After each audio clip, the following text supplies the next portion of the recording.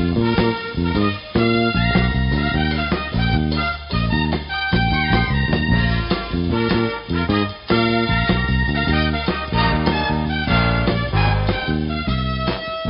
morning, Bucknuts. It is Thursday, October 19th, 2017. I'm Dan Rubin. This is the Bucknuts Morning 5 and change.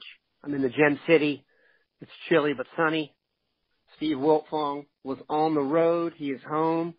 His voice is limited. He's playing somewhat hurt. How are you this fine morning, Steve?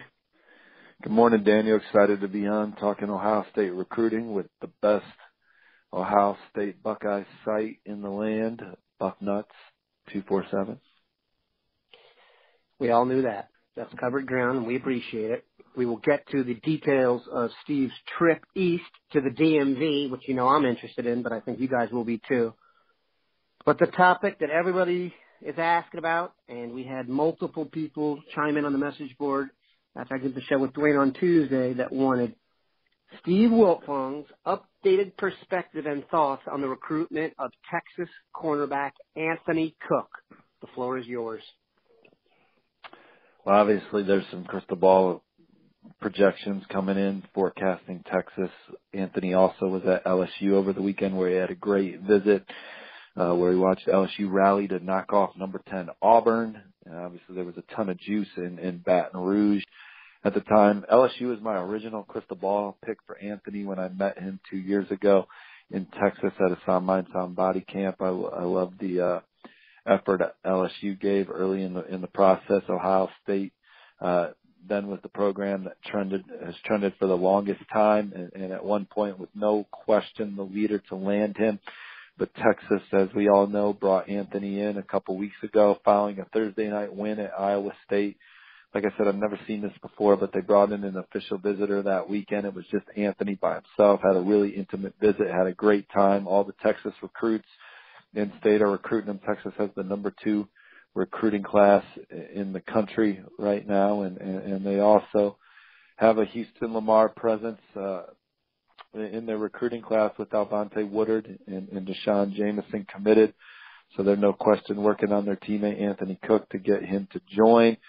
I think that Ohio State is definitely trending the wrong way with the 5-star cornerback right now. I think they're still in it, but there was a time where I thought they were the clear leader, and now I think it's possible that they don't land him.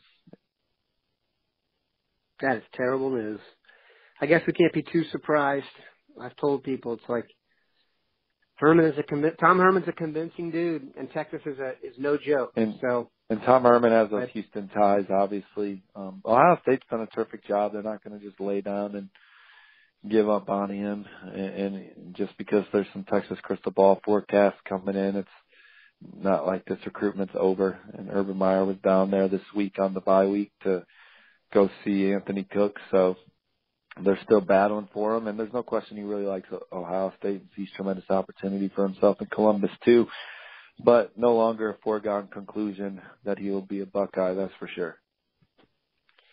Yeah, the crystal balls are troubling. That's not the part that bothers me the most right now, just because I haven't seen any. As I look on this, I'm trying to make sure I'm not wrong. I haven't seen any Ohio guys flip them. So it's usually the Texas guys after a visit. I get the locals to flip them. But definitely one we want to keep an eye on. My hope is Anthony Cook watches a lot of NFL football and sees the direct path from Ohio State to the NFL. That said, I can't sit here and honestly tell you there's not a direct path from Texas to the NFL either. So that would be a bummer. I'm going to hold out hope on this one, but we will move on. We talked about Steve being on the road in the DMV. He was in Maryland, got the chance to see the University of Maryland and T.J. Durkin. And I want to talk a little bit about DeMatha, which is an impressive place you got to check out. But what I really want to talk about is Rasheed Walker out of Waldorf, Maryland. You got a chance to visit him. And a little bit of the pregame we did before the show. For those of you who think Rasheed Walker is not a priority target for Ohio State, based on what you told me on how much he talks to Urban, that could be wrong. He's a major target. Talked a little bit on the boards yesterday. Rasheed Walker says that he talks to Urban Meyer every day. I think Ohio State's probably recruiting Rasheed Walker the hardest when you take into account the effort that Coach Meyer's putting in. Coach Meyer, as Bill Kurelic reported earlier this week, was indeed out at Waldorf North Point just a couple days before I was. He was there on Tuesday, and so he got there the day before I got there. But so Urban Meyer, one of his stops on the bye week was to go see Rasheed Walker. Rasheed Walker was planning to visit Penn State this weekend, but will no longer make it because he wants to enjoy homecoming, and so he will stay home, and then he will go to Ohio State next week and visit for the Penn State game. And although my crystal ball is on Penn State, and if he was deciding today, I think that that's where he would end up. It's very, very tight. And Ohio State has a great chance of landing the nation's number 11 offensive tackle per 24/7 Sports, a U.S. Army All-American, 6'6", a lean 300 pounds. He's been to Ohio State 5 or 6 times, he said. He's been to practices at Ohio State. He talks to Coach Larry Johnson often. He's clicked with Coach Stud, and then Coach Meyer is very, very much making his presence known and how much they want Rasheed, and they're going to have a tremendous opportunity to beat Penn State at home, and then maybe beat Penn State on the trail for one of America's most coveted offensive tackles, Rasheed Walker. He's still looking at Maryland and Virginia Tech. I just get the sense this is an Ohio State, Penn State deal when it's all said and done. James Franklin was at the school last Friday as well, so they're pushing to land the DMV standout, and this is one of America's tightest recruiting battles, in my opinion. Yeah, I was not aware he was that much of a priority recruit, so that's good to know. Quickly, too, you had a chance to check out, I mean, people hear me on the show all the time talking up the DMV, what my roots are, but for those who don't know, the athletic high school crown jewel of the area is DeMatha Catholic in Hyattsville, Maryland. Some of you may know a guy named Chase Young who went there. Literally, if you go, it's worth it. I'm not saying this for every school. Go Wikipedia DeMatha and check out famous alumni. And it is about the most impressive array of football and basketball alumni you'll get at any one school in the country. Their coach, Elijah Brooks, I covered when he was a fullback back in the day for the Stags. He had some high regard for Ohio State, does he not? Yeah, they love Ohio State over there. Obviously, Chase Young's in the program, and I think James Franklin, Urban Meyer, and DJ Durkin are the 3 head coaches that do the best job of recruiting DeMatha, which they have powerhouse, high caliber recruits year in and year out. They have the nation's number 1 running back in the 2020 class.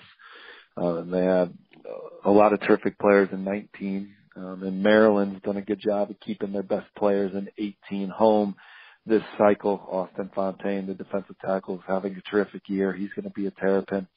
But talking to them, just when Chase Young went through the process, he took visits to a lot of powerhouse programs, and just the way that Urban Meyer and Larry Johnson and the Buckeyes coaching staff made them feel throughout the process, and how they've always made them feel that it's just a natural relationship. It's not recruiting. It's more of just a connection that DeMatha has with Ohio State, and they feel tremendously comfortable on campus. And everyone's so welcoming.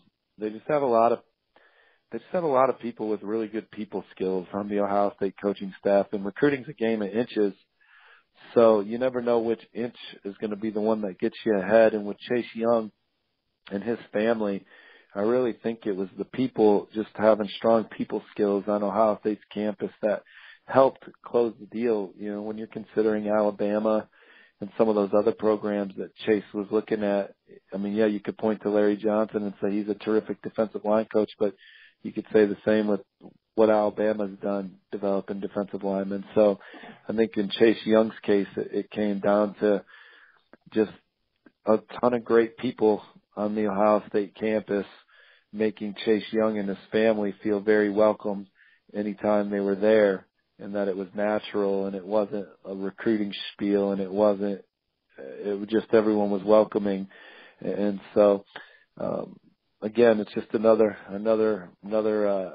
example of Ohio State and their recruiting prowess but it's because they enjoy recruiting and they enjoy connecting with people and meeting people. And Urban Meyer likes to go out on the road and recruit and meet young men and figure it out and meet the people around them and then, you know, sell Ohio State at the same time. And so that collectively, you have a top recruiting class in the Big Ten every year, and you're competing for the number one recruiting class in the country, and that's where Ohio State sits right now with the number one ranked class on 24/7 Sports.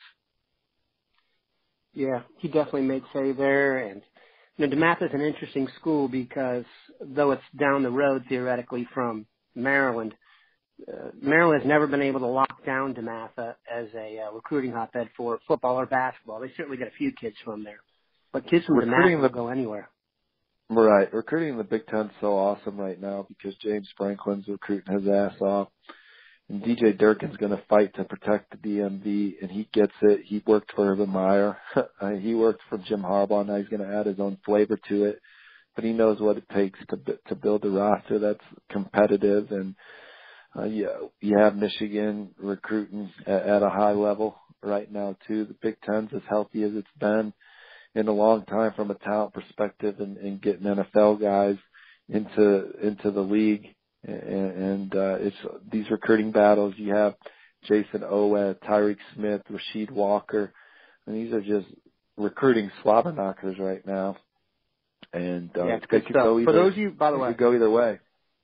Right on. For those of you who follow college basketball, high school basketball, here's a name for you to remember at DeMatha: Ryan Conway. Remember where you heard it first. He's going to be a freshman at DeMatha. I think he might have been the best player I saw all summer. Certainly the most lethal scorer. So that's just for me trying to get that on the record. Here's the name that I had never really looked into with any great interest because he was not on the Ohio State radar. So when there was a story written about him recently, I kind of looked him up, and the dude is awesome. And that is Cade Mays, offensive lineman who is committed to Tennessee. Obviously that place is a dumpster fire right now. So the vultures are circling. And what do we know about Cade Mays? We haven't really talked about him on this show, so maybe you could, for those who don't know totally who that is, and Bill Kurlick has done a good job bringing everyone up to speed, but what you think of Mays as a prospect, and then maybe some perspective on his recruitment, how likely he is to flip and such. From what I read, he's certainly evasive when asked about Tennessee. Yeah, I got a chance to see Cade Mays at the Atlanta Nike regional earlier in the spring, and he's a massive young man with outstanding traits. Ohio State's recruiting Jackson Carman, Rasheed Walker, Cade Mays, and if they could land them all, I think they'd, accommodate them all. And but for me, Cade Mays, he's a Tennessee legacy from Knoxville, and this is even talking to Ohio State sources and then talking to others, my colleagues I work with and talking to sources around other schools. He picked Tennessee for more than Butch Jones, and this has given him an opportunity to go out and enjoy the process and see some schools. And, hell, maybe he will end up somewhere else. But you're talking about a lifelong Tennessee fan. His dad played there growing up in Knoxville. If Tennessee does go in a different direction, they're going to hire a new coach that's probably going to bring some enthusiasm to the program. So if he clicks with the new guy, and I suppose there's a chance he wouldn't, but he would be one of the biggest priorities right out the gate for any new coach. I still think when it's all said and done, he probably stays home and plays for the team he grew up rooting for where his dad played. But, yeah, Ohio State, Clemson, Alabama, Notre Dame, they're all going to take a swing and try and show this young man, hey, our programs have had a ton of NFL success. Those schools have produced a lot of NFL offensive linemen as of late. So Cade's going to give him a chance, but I think when it's all said and done, until I hear differently, and I think all the schools still fighting for him also know that this could possibly happen, is that he ends up back where he started, Tennessee. It's worth it, though. For those no question. Who think, you take your swing. Yeah, I mean, he's that good. I mean, he's worth it. I mean, there are a lot of kids I look at in this process I'm impressed with.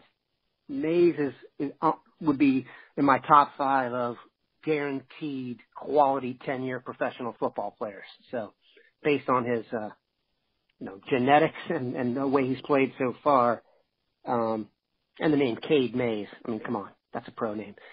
All right, big game this weekend. Does not include our Buckeyes.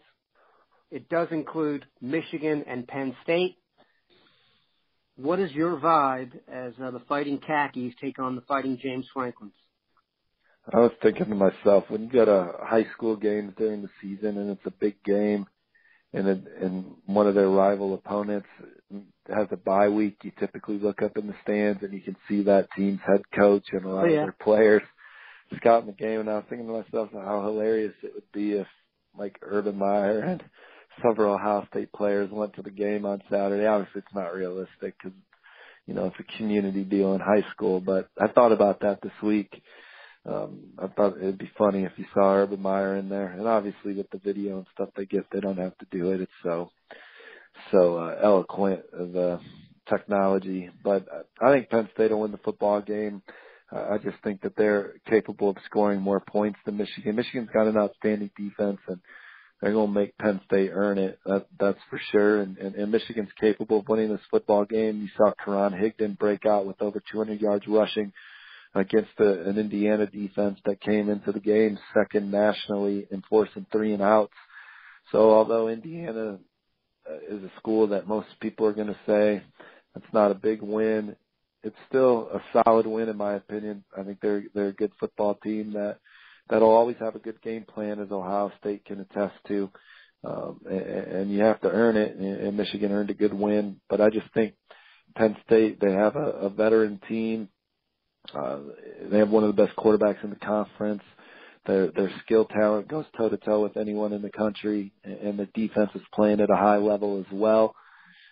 Night game at home. Michigan, O'Korn is really struggling with his accuracy with the football. You saw how Michigan State defense really made it rough for him, although Mother Nature was involved there. It's hard for me to find ways Michigan's going to win unless Penn State turns the ball over. That's about exactly what I would have said. Problem with Michigan, as I see it right now, is yes, the quarterback is not very good. They just don't have a ton of skill talent on the outside. Their receivers are in the pros. Jake Butt's not there anymore. They just don't threaten you as much. And they have some kids that can run. Mediocre.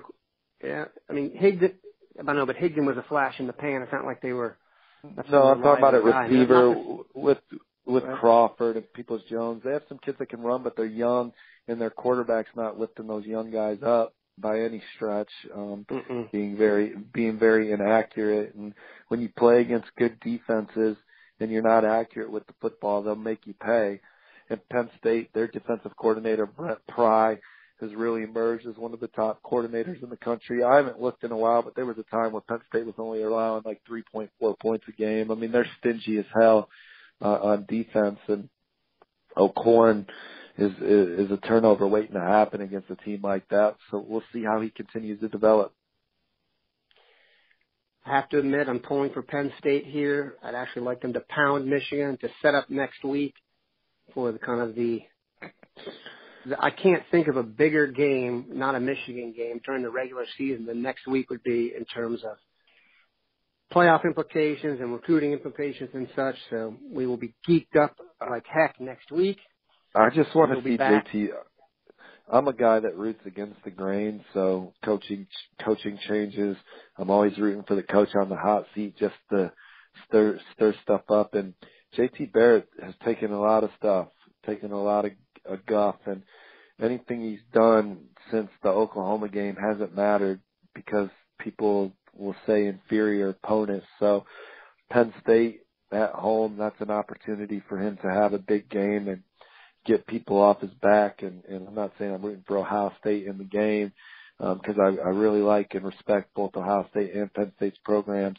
But either way it goes, I'd like to see JT Barrett play well. And if Ohio State does lose the ball game, I hate to go to the front row and it's because people are crapping on JT again. I'm really hoping for him to play well here on out because he deserves to.